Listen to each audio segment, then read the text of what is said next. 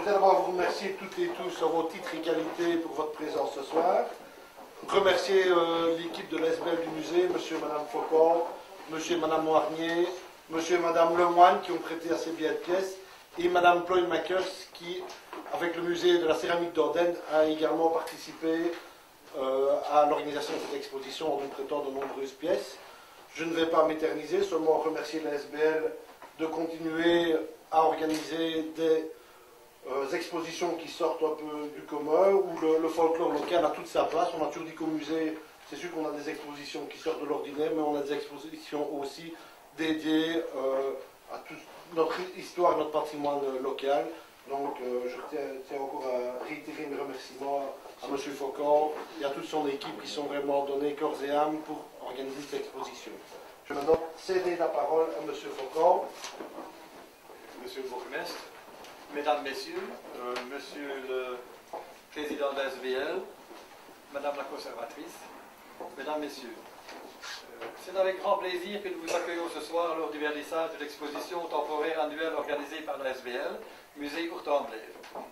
Comme vous le savez certainement, celle-ci assure au sein du musée communal consacré à l'archéologie la gestion de la partie appelée communément folklore. Ce mot est fréquemment utilisé au sens péjoratif du terme. Ne dit-on pas, c'est folklorique en parlant de l'aspect pittoresque sans vraie signification, d'une chose peu précise, peu sérieuse. N'attribue-t-on pas ce qualificatif à un individu quelque peu original ou non conformiste? Dans notre cas, nous userons de ce vocable au sens noble du terme, en considérant le folklore comme l'étude des coutumes, des usages et des traditions d'une communauté ou d'un peuple. Cette définition colle particulièrement bien à l'exposition qui vous est présentée aujourd'hui et que nous avons intitulée « Entre tradition religieuse et piété populaire ». Vendredi 29 juillet 2011, bienvenue sur Comblain TV, la web TV de l'administration communale de Comblain-au-Pont. Nous sommes avec Madame Ploy-Makers, conservatrice du musée d'Andenne. Bonjour Madame Ploy-Makers. Bonjour. Bienvenue sur notre web TV locale. Alors le lien avec Comblain-au-Pont, ça s'est fait comment ? Eh bien, il faut savoir que Malou Fameret est venu faire de nombreuses recherches au musée de la céramique dans le cadre de son travail de fin d'études en formation antiquaire sur les figurines religieuses, et notamment les figures religieuses produites à Andenne. Vous avez eu l'occasion de visiter le musée de Comblain-au-Pont, le musée du pays d'Ourtemblève. Votre musée, ça se passe comme chez nous, ça se déroule comment à Andenne ? Il faut savoir que le musée de la céramique d'Andenne regroupe la céramique produite à Andenne depuis la période gallo-romaine à nos jours. Donc c'est autant de la poterie, de la faïence, de la porcelaine, du grès, avec des productions artistiques ou des productions vraiment du quotidien ou des productions industrielles. Donc c'est un échantillon très vaste de tout ce qu'on a réalisé à Andenne grâce à la derle, c'est une argile blanche on en apprend tous les jours.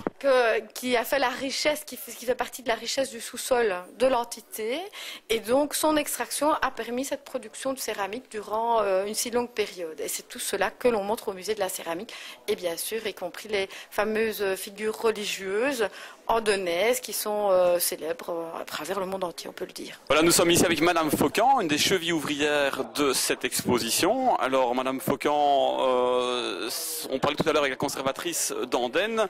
C'est une histoire qui date, ça s'est préparé, ça ne s'est pas fait comme ça, cette exposition. Bon, écoutez, au départ, moi je suis kinésithérapeute. Bon.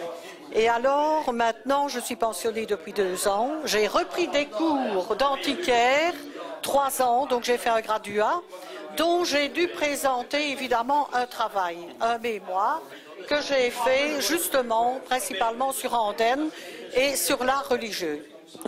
Tout le rapprochement. D'où le rapprochement.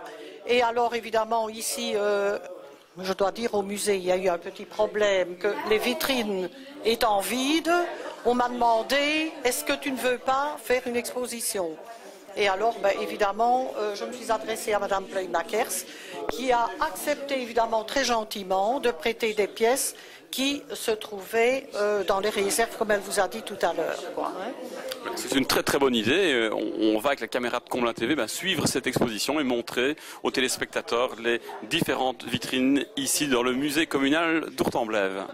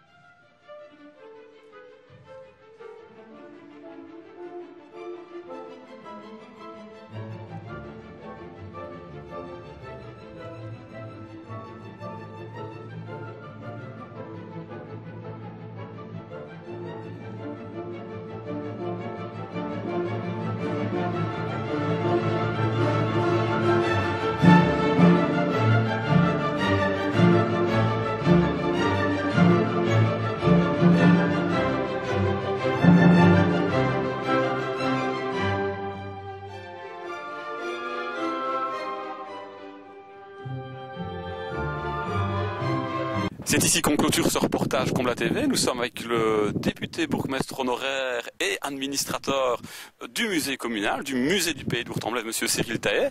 Cher Cyril, bienvenue sur Comble la TV. Merci. Alors, on va rappeler les dates de cette exposition. Oui, cette exposition se déroulera du 30 juillet au 25 septembre de cette année.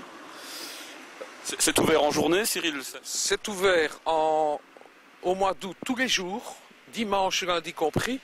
Par contre, en septembre, ce n'est pas ouvert le lundi. Les musées sont toujours fermés le lundi.